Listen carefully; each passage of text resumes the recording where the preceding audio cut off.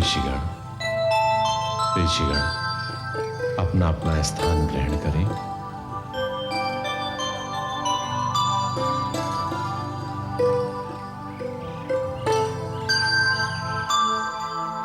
सोए ऋषिगण, जिसका कोई नहीं उसका परमेश्वर होता है। समस्त शिवगण वीरभद्र और विश्वकर्मा भी चिंतित थे कि गौरी नंदन किसी प्रकार द्वार छोड़कर चले जाए, परंतु आपने देखा गौरी नंदन का निर्णय। हे महर्षि सूत जी, विनायक गणेश के निर्णय से तो हमारे हृदय भी द्रवित हो गए। एक पुत्र का कितना महान व्यक्तित्व उन्होंने संसार के सामने प्रस्तुत किया। वे अपनी माताश्री के आदर्श के लिए अपने प्राण देने के लिए भी तत्पर हैं। हाँ शौनक ऋषि, आपने देखा भगवान विष्णुदेव और ब्रह्मा जी को भी उन्होंने अपनी बातों से निरुत्तर कर दिया। हे महामुनि, केवल माताश्री ही नहीं, गौरी नंदन की दृष्टि में धर्म का भी उतना ही सम्मान है। किस प्रकार गौरी नंदन ने धर्म के दृष्टिकोण से विष्णुदेव को समझाया, वही धर्म वही संस्कार हम अपने जीवन में लाना चाहते हैं। निश्चित ही शौनक ऋषि, निश्चित ही। अपने मन में केवल धर्म के प्रति सच्ची श्रद्धा रखिए। वही श्रद्धा प्राप्त करने के लिए तो हम आपसे कथा का श्रवण कर रहे हैं। सोए ऋषि, आपने देखा कि किस प्रकार समस्त देवियां बालक गणेश की सहायता के लिए एकत्रित हो गई, क्योंकि गौरी नंदन न्याय के मार्ग पर है, गौरी नंदन धर्म के मार्ग पर है। माता देवी लक्ष्मी बालक गणेश को संकट में देखकर कैलाश की ओर प्रस्थान करती है। भगवान विष्णुदेव के रोकने पर भी वो बालक गणेश को अपना आशीर्वाद देती है और देवताओं से युद्ध करने के लिए माता सरस्वती को भी अपने साथ सम्मिलित कर लेती हैं। देवता बालक गणेश का वध करना चाहते हैं और समस्त देवियां बालक गणेश की सुरक्षा। आगे क्या हुआ इस कथा में श्रवण करें। ये क्या अनर्थ कर रहे हैं आप? देवी गंगे, किस अनर्थ की बात कर रही हैं आप? आकाश से लेकर पाताल और कैलाश से लेकर समस्त देवलोक में केवल आप देवियों की ही चर्चा है कि किस प्रकार आप देवियों ने महादेव के विरुद्ध अपने शस्त्र उठाए हैं और उनके विरुद्ध युद्ध की घोषणा की है। देवी गंगे, आपको जो भी समाचार प्राप्त हुआ है वो सत्य है। निश्चित ही हमने युद्ध की घोषणा की है। लेकिन क्यों? इसका कारण क्या है? समस्त देवलोक में ये बात परिहास का विषय बनी हुई है कि देवी लक्ष्मी विष्णु देव के समक्ष और देवी सरस्वती ब्रह्मदेव के समक्ष युद्ध क्षेत्र में आ रही हैं। इस युद्ध का कारण क्या है? कारण ये है कि समस्त देवता मिलकर गौरी नंदन गणेश का वध करना चाहते हैं। गौरी नंदन गणेश का वध? उस निर्दोष बालक ने समस्त देवताओं को क्या बिगाड़ा है? क्या चाहते हैं सब? केवल उसकी मृत्यु। मृत्यु? बालक गणेश निर्दोष है गंगे। विश्वकर्मा और समस्त शिवगण हमारे पास बालक गणेश की सुरक्षा मांगने आए थे और हमने उनकी रक्षा का वचन दे दिया। क्या एक अबोध बालक की सुरक्षा करना हमारा कर्तव्य नहीं है?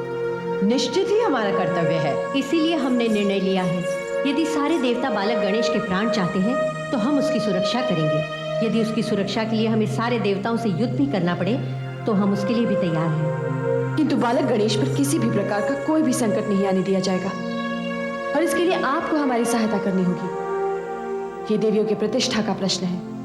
यदि ये युद्ध देवियों की प्रतिष्ठा का प्रश्न है तो मैं गंगा देवी लक्ष्मी को वचन देती हूँ कि गौरी नंदन गणेश के साथ अन्याय नहीं होने दिया जाएगा। समस्त देवियां गणेश की शक्ति बनकर देवताओं से युद्ध करेंगी। समस्त देवता हमारे वध की योजना में कभी सफल नहीं हो सकते। अब तो समस्त देवियों का भी आशीर्वाद है आपके साथ गौरी नंदन गणेश।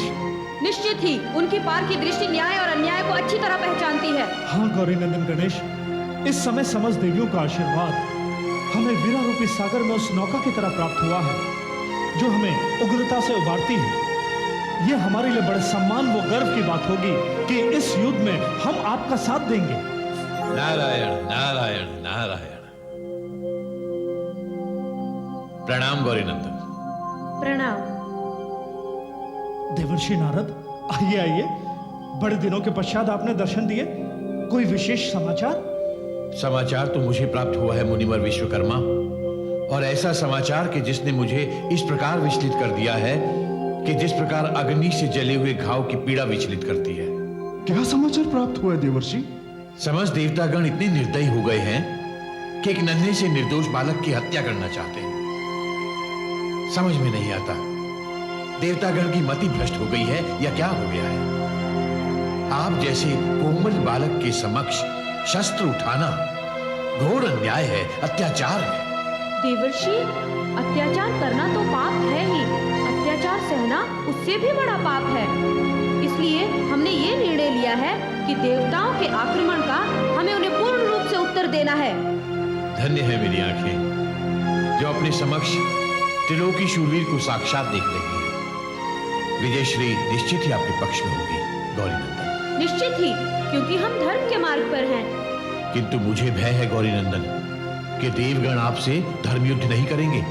वे निश्चय ही आपको छल से मारने की चेष्टा करेंगे। इसके पश्चात भी इतिहास हमें को विजयी लिखेगा।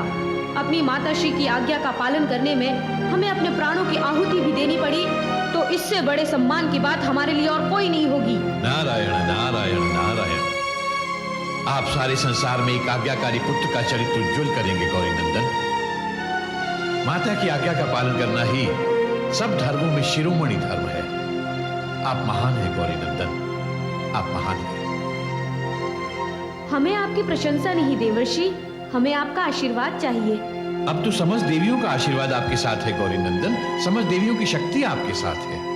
इस महायुद्ध में आप अकेले नहीं हैं, अपितु आपकी सुरक्षा देवियों की प्रतिष्ठा का प्रश्न बन चुकी है, और वो इस युद्ध में अब किसी भी प्रकार का समझौता स्वीकार नहीं करेंगे। हम जानते हैं समस्त देवता इस बात की प्रतीक्षा कर रहे हैं कि माता लक्ष्मी और माता सरस्वती हमारी सहायता ना कर पाएं। नारायण नारायण। गौरीनंदन गणेश की सहायता का अर्थ बिल्कुल नहीं समझती हैं आप। यदि समझती होती तो हमारे समक्ष शस्त्र नहीं उठाती। देवी सरस्वती, हमें आपसे इस प्रकार की अपेक्षा नहीं थी कि आप भी देवी लक्ष्मी की भांति शत्रुओं की कतार में खड़ी हो जाएंगे। क्या गौरीनंदन गणेश आपके शत्रु हैं? किस प्रकार वे आपके शत्रु हैं? क्या अन्याय किया उन्होंने आपके साथ? यदि वे आपके शत्रु हैं, तो फिर हम भी आपके शत्रु हैं। किस लिए आए हैं आप शत्रुओं के शिविर में? आप मौन रहिए देवी लक्ष्मी। आप देवी सरस्वती को अपनी तरफ विद्रोही बनाना चाहती हैं? हम विद्रोही और आप एक निर्दोष बालक की हत्या का षड्यंत्र रचने वाले निर्दयी हैं। एक बालक की हत्या का पाप अपने मस्तक पर लगाना चाहते हैं आप। देवी लक्ष्मी, इस समय आपकी बात का प्रभाव उस विष से भी अधिक है। हमें इस बात का अत्यंत दुख है देवी लक्ष्मी। उस समय आपको दुख या दर्द नहीं हुआ जब आपने एक नन्हे से बालक के प्राण लेने के लिए वज्रधारी देवताओं को बालक गणेश के समक्ष भेज दिया? आप दोनों समझती क्यों नहीं हैं? हम गणेश के शत्रु नहीं हैं।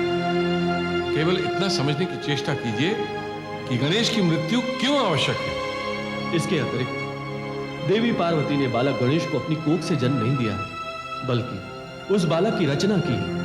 देवी पार्वती पुनः बालक को जन्म दे सकती है, किंतु पिता का पुनर्जन्म संभव नहीं है। देवी, ये महादेव के जीवन का प्रश्न है। हाँ देवी सरस्वती, इस समय बड़ी दुविधा की परिस्थिति है। यह महादेव के जीवन का प्रश्न है। प्रश्न महादेव के जीवन का नहीं, प्रश्न आप समस्त देवताओं की पराजय का है। हमारी पराजय? जी हाँ, आपकी पराजय। इंद्रदेव जिस प्रकार समस्त देवताओं के साथ उस बालक गणेश से युद्ध में पराजित हुए हैं, आप सब उस पराजय का प्रतिशोध लेना चाहते हैं। हम प्रतिशोध लेना नहीं चाहते देवी सरस्वती। हम आपको पुनः समझाने आए हैं कि बालक गणेश की मृत्यु क्यों आवश्यक है। यदि आप समस्त देवियां बालक गणेश की सहायता करेंगी तो किसी भी परिस्थिति में बालक गणेश की मृत्यु संभव नहीं है। पर हम वचनबद्ध हैं, बालक गणेश से हमारी सहायता कभी नहीं वापस ली जाएगी। और यदि आप समस्त देवता युद्ध का निर्णय कर ही चुके हैं तो आपको यहाँ नहीं बल्कि रण क्षेत्र में आने की आवश्यकता है।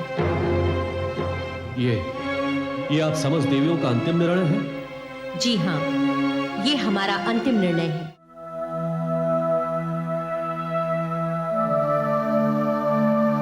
नारायण नारायण नारायण। प्रणाम श्री हरि विष्णु। प्रणाम देवर्षि नारद। प्रणाम पिताश्री। आयुष्मान भव पुत्र। श्री हरि, इस समय कहां से आ रहे हैं और आपके मुख पर चिंता के भाव कैसे हैं? निश्चित ही यह समय चिंता का समय है देवर्षि नारद। समस्त देवियां हमारी बात समझने की चेष्टा ही नहीं कर रही हैं। नारायण नारायण। देवियां क्या चाहती हैं श्री हरि? युद्ध।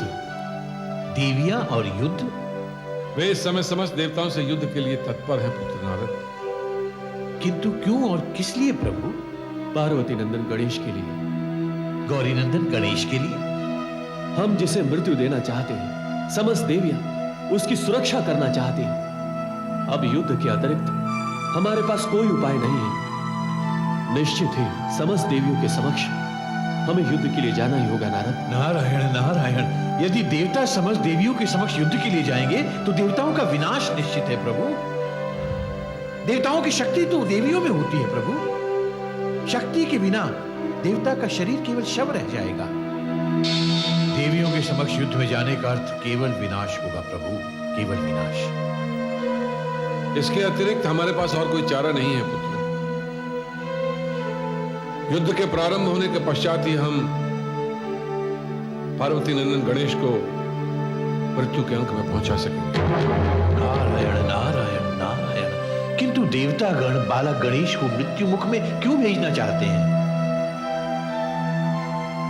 यदि उसे मृत्यु दंड नहीं दिया गया तो महादेव का जीवन संकट में पड़ जाएगा देवर्षि नारद।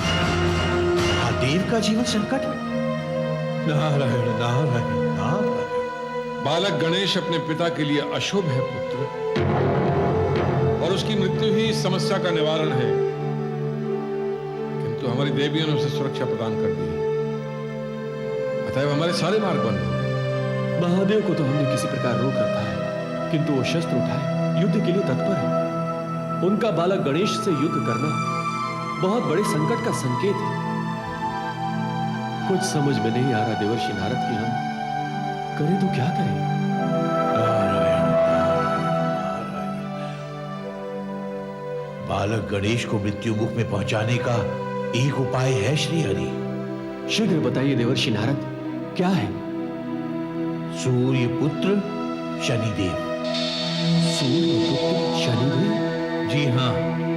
यदि आप समस्त देवता शनिदेव के पास जाकर विनती करें कि वे एक बार बालक गणेश पर अपना दृष्टिपात करते हैं।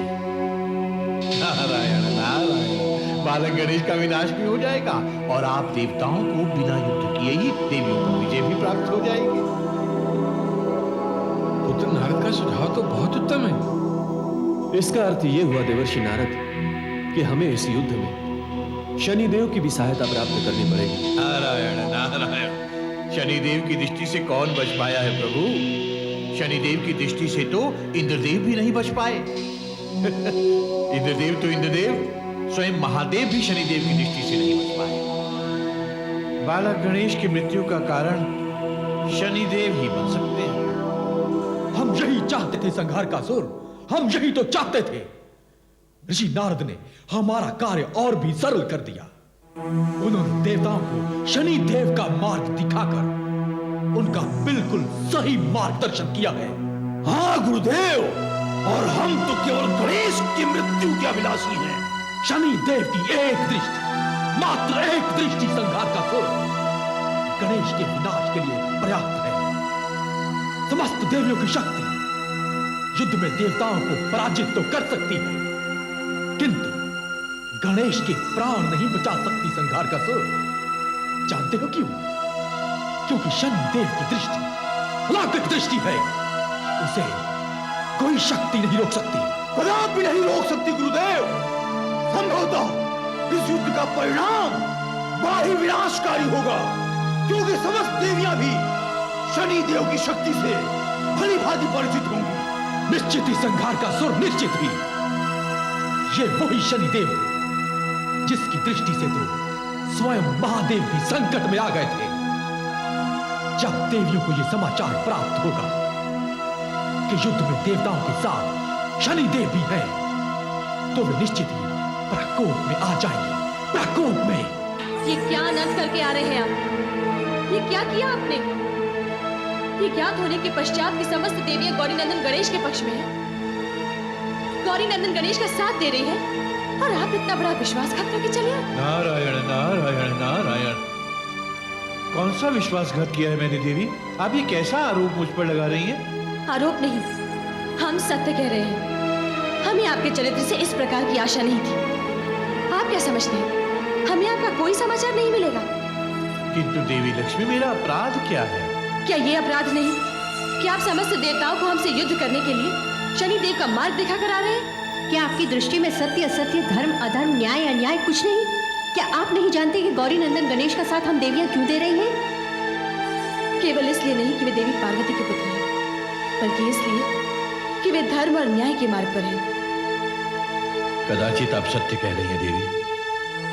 मुझसे बहुत बड़ा अपराध हो गया है, मुझे क्षमा करें, मुझसे बहुत बड़ी भूल हो गई है।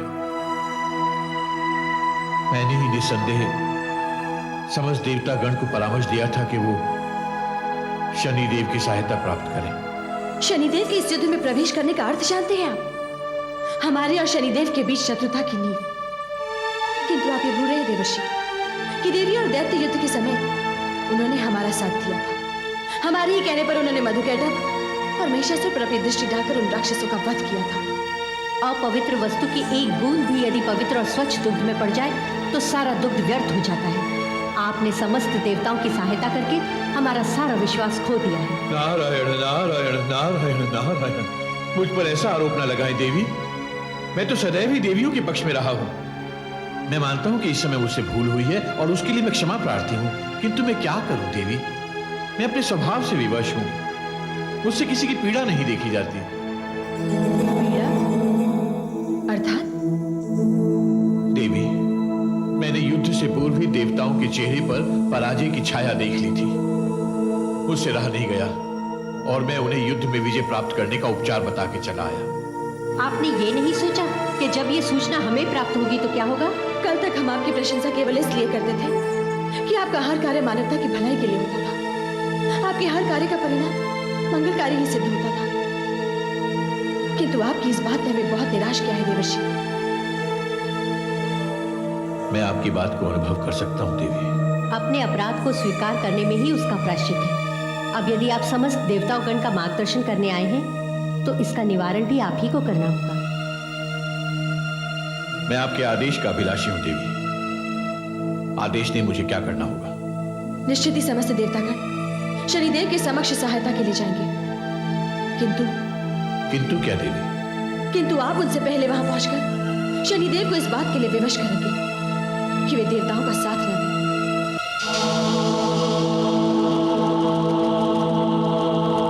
नारायण नारायण नारायण। प्रणाम देवर्षि नारद। प्रणाम शनिदेव। देवर्षि नारद, आपको यहाँ देखकर मुझे बड़ा आश्चर्य हो रहा है। आपका यहाँ आने का निश्चित ही कोई महत्वपूर्ण कारण होगा। हाँ शनिदेव, कारण तो निश्चित ही बहुत महत्वपूर्ण है। कहिए, क्या बात है? देवी लक्ष्मी और देवी सरस्वती दोनों ही आपसे बहुत रुष्ट हैं शनिदेव।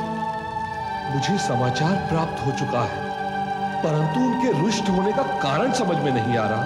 अब शनिदेव, कारण तो एक प्रकार से समझ लीजिए कि मैं ही हूं।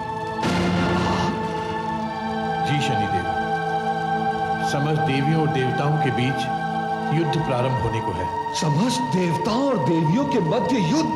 हाँ शनिदेव, और आप तो देवियों की शक्ति से भली भांति परिचित हैं। समस्त देवता मिलकर भी उनकी शक्ति का सामना नहीं कर सकते। देवताओं को सदैव उनके सामने पराजित होना पड़ा है शनिदेव। किंतु युद्ध का कारण क्या है? पार्वती नंदन गणेश। गौरी नंदन गणेश? जी शनिदेव, और आप तो मेरे हृदय की कोमलता को जानते ही हैं। मुझसे किसी की पीड़ा नहीं देखी जाती। मैंने जब देवताओं को इतना चिंतित देखा तो मैंने उन्हें देवियों पर विजय प्राप्त करने का एकमात्र मार्ग दिखा दिया। कैसा मार्ग? यही कि समस्त देवता आपकी अर्थात शनिदेव की सहायता प्राप्त करें। युद्ध का कारण है गणेश। यदि गणेश पर आपने अपना दृष्टिपात कर दिया तो उसका विनाश तो वैसे ही हो जाएगा और देवता बिना युद्ध किए ही देवियों पर विजय प्राप्त कर लेंगे। अर्थात समस्त देवियां गौरीनंदन गणेश के पक्ष में है। जी हाँ शनिदेव, और इसीलिए समस्त देवतागण निश्चित ही आपके पास सहायता प्राप्त करने के लिए आएंगे। अर्थात महादेव, विष्णुदेव और ब्रह्मदेव सब के सब शनिदेव, क्योंकि आपकी सहायता के बिना तो वे युद्ध में विजय प्राप्त कर ही नहीं सकते। इस समय समस्त देवियों की शक्ति बालक गणेश के साथ है और स्वयं बालक गणेश अद्भुत शक्तियों से परिपूर्ण है। उन पर अपनी दृष्टि डालना उचित नहीं होगा। वही तो मैं भी कह रहा हूं शनिदेव, वही तो मैं भी कह रहा हूं शनिदेव। इस समय तीनों लोकों में बालक गणेश जैसा शूरवीर, पराक्रमी और महावीर योद्धा दूसरा नहीं है, जिसने तारकासुर की विशाल सेना को अकेले ही पराजित कर दिया हो। यमदेव, अग्निदेव और इंद्रदेव जैसे बलिष्ठ योद्धाओं को यूं रणभूमि छोड़ने पर विवश कर दिया हो, उसका सामना कौन कर सकता है? यदि इस समय आपने बालक गणेश पर अपना दृष्टिपात किया तो उसका तो कुछ नहीं बिगड़ेगा शनिदेव, अपितु आपका सर्वनाश निश्चित ही हो जाएगा। गौरीनंदन गणेश पर इस समय अपनी दृष्टि डालना वैसे भी संभव नहीं है। मैं किसी भी राशि पर अधिक से अधिक 2.5 वर्ष तक रहता हूं और इस समय बालक गणेश के जन्म नक्षत्र के दृष्टिकोण से अभी उन पर मेरी दशा नहीं है। इसीलिए कोई भी बालक गणेश को पराजित नहीं कर सकता। नारायण नारायण नारायण। समस्त देवताओं की ओर से जो हमें समाचार प्राप्त हुआ है वो हमारे लिए सबसे बड़ी चिंता का विषय है। हम देवताओं का साथ बिल्कुल नहीं देंगे, ना ही हम दैत्यों का साथ देंगे। आप सब हमारे साथ हैं ना, तो फिर हम गौरीनंदन गणेश का साथ देंगे। आप लोग सोच कर रहे हैं, आप लोग हमारे साथ रहिए, हम गौरीनंदन गणेश का साथ देंगे। जब गौरीनंदन गणेश हमारे साथ है तो चिंता की कोई बात ही नहीं है। आप सब लोग सोच क्या रहे हैं, हमें गौरीनंदन गणेश का ही साथ देना है, समझे आप लोग? चिंता किस बात की है महामुनि? ये कैसी मंत्रणा चल रही है? क्या हुआ? समस्त देवता इस बात से अप्रसन्न है कि देवियां आपके पक्ष में हैं। निश्चित ही वो आपके साथ छल करेंगे, इसलिए आप समस्त देवताओं से धर्म युद्ध की अपेक्षा बिल्कुल ना करें। यदि देवता हमारे साथ युद्ध में छल करेंगे तो ये उनका धर्म है। हम केवल धर्म युद्ध ही करेंगे।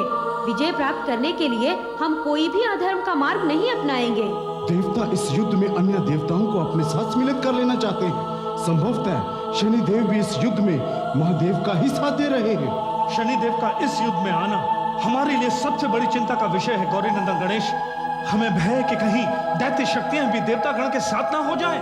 भय युद्ध का निवारण नहीं है महामुनि, निवारण है उस स्थिति का सामना करना, और हमें अपने आप पर पूर्ण विश्वास है कि हम उस स्थिति का सामना करने में सक्षम हैं। अब युद्ध ही हमारा अंतिम निर्णय है। समस्त शिवगण ने भी एक निर्णय लिया है गौरीनंदन गणेश। शिवगणों ने? हाँ शूर्य गणेश, हम समस्त शिवगण इस समय निर्णय लेकर आ रहे हैं। कैसा निर्णय लेकर आ रहे हैं आप लोग? समस्त देवलोक के देवता इस समय महादेव का साथ दे रहे हैं, इसलिए हमने ये निर्णय लिया है कि हम इस युद्ध में आपका साथ देंगे। कदापि नहीं। हमारे जीवन की हर श्वास अब आपके लिए है विनायक गणेश। यदि सारे देवता मिलकर महादेव का साथ दे सकते हैं तो हम आपके लिए अपने प्राण नहीं दे सकते? प्रश्न प्राण लेने या देने का नहीं है। प्रश्न हमारा इस युद्ध में साथ देने का भी नहीं है।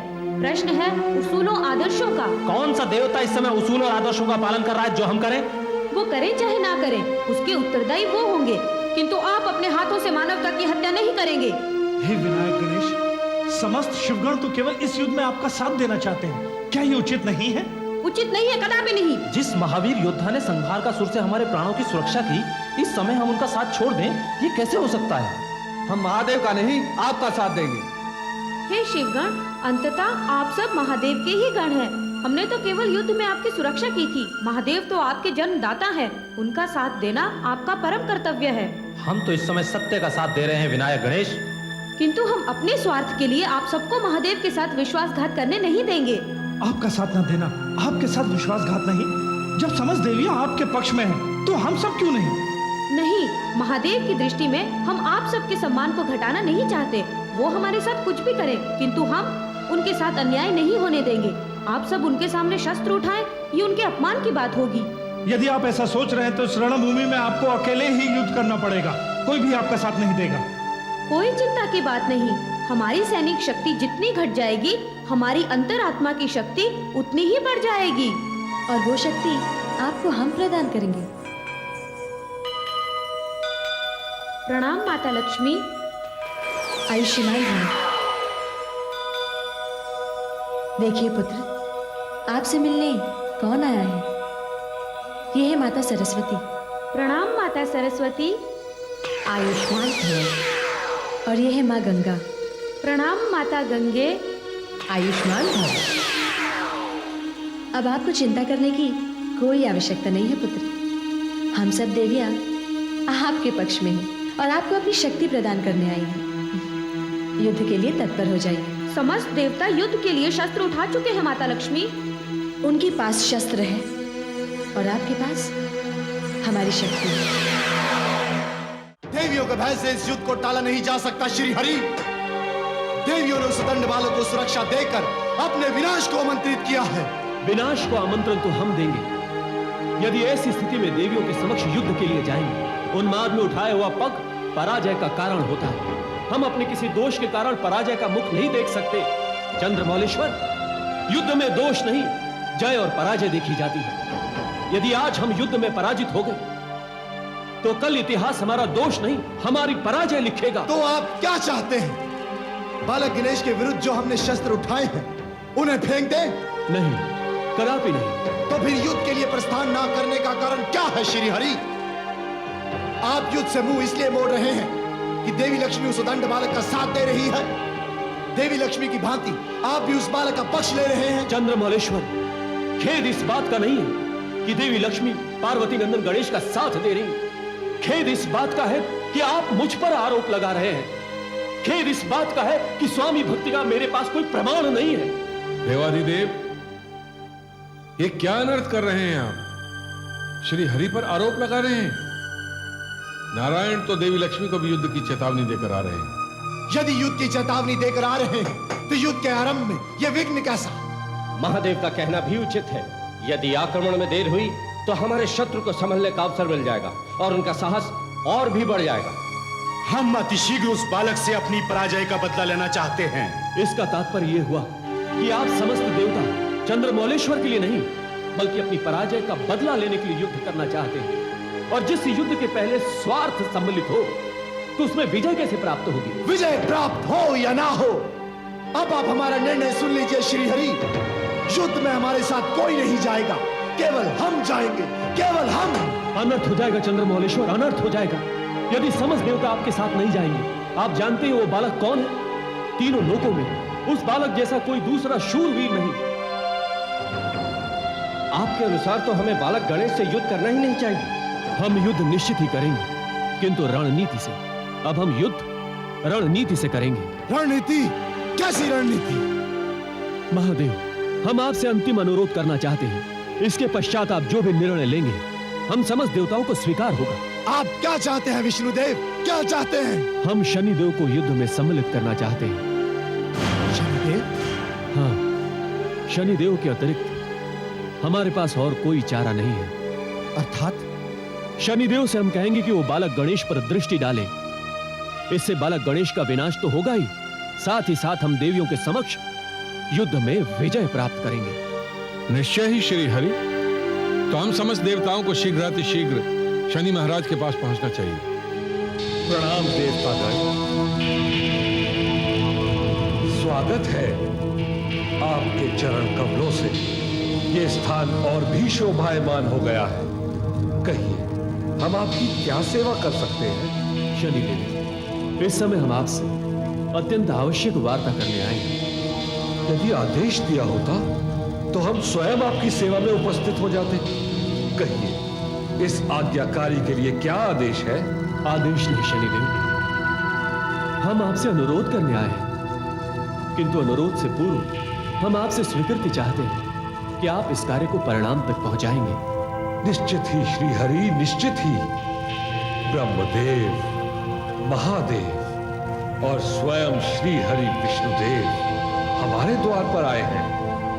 उनके दिए हुए कार्य को हम अस्वीकार करें, यह संभव ही नहीं। कहिए, हमारे लिए क्या आदेश है? गौरी नंदन गणेश पर आपको अपनी दृष्टि डालनी है शनिदेव।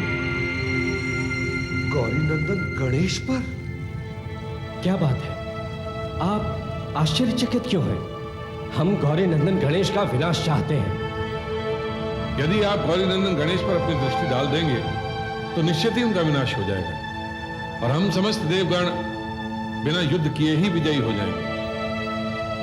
गौरी नंदन गणेश का विनाश हो या न हो, शनि देव का विनाश अवश्य हो जाएगा। आपका विनाश? ये आप क्या कह रहे हैं शनिदेव? हे श्री हरि विष्णुदेव, ये मेरे वश की बात नहीं है। यदि इसके अतिरिक्त और कोई कार्य हो तो आदेश करें। शनिदेव, आप जाने से पूर्व ही अपनी विवशता क्यों प्रकट कर रहे हैं? रहने दीजिए श्री हरि, हमें इनकी सहायता की कोई आवश्यकता नहीं है। रुष्ट न हो महादेव, रुष्ट न हो। मैं इस समय विवश हूं। समस्त देवियों की शक्ति गौरी नंदन गणेश के साथ है और स्वयं गौरी नंदन गणेश की दृष्टि में इतनी उत्तेजना है कि वो मेरा सर्वनाश कर देगी। ये तो बड़ी जटिल समस्या उत्पन्न हो गई। क्या इसका कोई निवारण नहीं है? हम तो बड़ी आकांक्षा और अभिलाषा से आए थे आपके पास, किंतु आपने हमें निराश कर दिया शनिदेव। हे विष्णुदेव, गौरी नंदन गणेश के विनाश का एक ही उपाय हो सकता है। वो क्या उपाय है शनिदेव? मैं अपनी दृष्टि महादेव के त्रिशूल पर डाल सकता हूं। हमारे त्रिशूल पर? अर्थात जब आप समस्त देवता बालक गणेश से युद्ध करेंगे तो मेरी दृष्टि महादेव के त्रिशूल पर होगी और मेरी दृष्टि का परिणाम ये होगा कि महादेव जिस समय अपना प्रहार बालक गणेश पर करेंगे वो प्रहार विफल नहीं होगा। उस प्रहार से बालक गणेश की मृत्यु निश्चित है। नारायण नारायण, अनर्थ हो गया देवी, अनर्थ हो गया। अनर्थ? कैसा अनर्थ देवर्षि नारद? संभवतः अब आप देवियां गौरी नंदन गणेश के प्राणों की सुरक्षा नहीं कर पाएंगी देवी। क्या ये समस्त देवताओं की हमें चुनौती है? नारायण नारायण, देवी आप चाहें तो इसे चुनौती समझें, किंतु गौरी नंदन गणेश को बचाना अब आपके लिए भी संभव नहीं। ये आप किस प्रकार हमसे कायरों की तरह वार्ता कर रहे हैं? क्या आप हमारी शक्ति से परिचित नहीं हैं? नारायण नारायण, प्रश्न आपकी शक्ति का नहीं है देवी। तो फिर किसका है? किस प्रकार कहूं, मेरी तो कुछ समझ में नहीं आ रहा देवी। बात क्या है देवर्षि नारद? आप इतने चिंतित क्यों हैं? कौन है वो दंड जो बालक गणेश के प्राण लेने की चेष्टा कर रहा है? उत्तर दीजिए। ऐसी क्या बात व्यक्त हुई है जिसे आपने अनर्थ कहा? शनिदेव देवी लक्ष्मी, शनिदेव। शनिदेव? जी हाँ देवी लक्ष्मी, शनिदेव ने समस्त देवताओं को इस युद्ध में उनका साथ देने की प्रतिज्ञा की है। अर्थात वो अपनी दृष्टि गौरी नंदन गणेश पर डालेंगे? नहीं देवी, उन्होंने समस्त देवताओं को इससे भी बड़ा वचन दिया है जिसके कारण बालक गणेश का बचना असंभव है। क्या वचन दिया है उन्होंने समस्त देवताओं को? देवी, जब समस्त देवताओं ने उनसे बालक गणेश पर दृष्टि डालने की बात कही तो उन्होंने उत्तर दिया कि नहीं, अभी बालक गणेश पर दृष्टि डालने का समय नहीं है। किंतु क्या देवर्षि नारद? किंतु वो अपनी दृष्टि कदाचित उस शस्त्र पर अवश्य डाल देंगे जिस शस्त्र से बालक गणेश पर प्रहार किया जाएगा, और शस्त्र पर शनि की दृष्टि होने के कारण उसका प्रभाव कभी विफल नहीं होगा, और प्रभाव विफल न होने का अर्थ है गौरी नंदन गणेश की मृत्यु। इस युद्ध में सुरक्षित अब शनिदेव भी नहीं रहेंगे। आपके द्वारा संदेश भेजने के पश्चात भी उन्होंने हमारे प्रस्ताव को स्वीकार नहीं किया। नारायण नारायण, इसी बात का तो खेद मुझे भी है देवी कि उन्होंने ऐसा क्यों किया। वो तो बालक गणेश पर भी अपनी दृष्टि डाल देते किंतु विवश थे, क्योंकि बालक गणेश अपने जन्म नक्षत्रों के दृष्टिकोण से अभी उनकी दशा में नहीं है। तो फिर उन्होंने शस्त्र पर अपनी दृष्टि डालने का वचन क्यों दिया? इसलिए कि शस्त्र सदैव लोहे का होता है देवी, और लोहे में ही शनिदेव विद्यमान रहते हैं। इसलिए जब युद्ध होगा तो शनिदेव की दृष्टि लोहे के शस्त्र पर ही रहेगी, और शनि का दृष्टिधारी वही शस्त्र बालक गणेश की मृत्यु का कारण बने।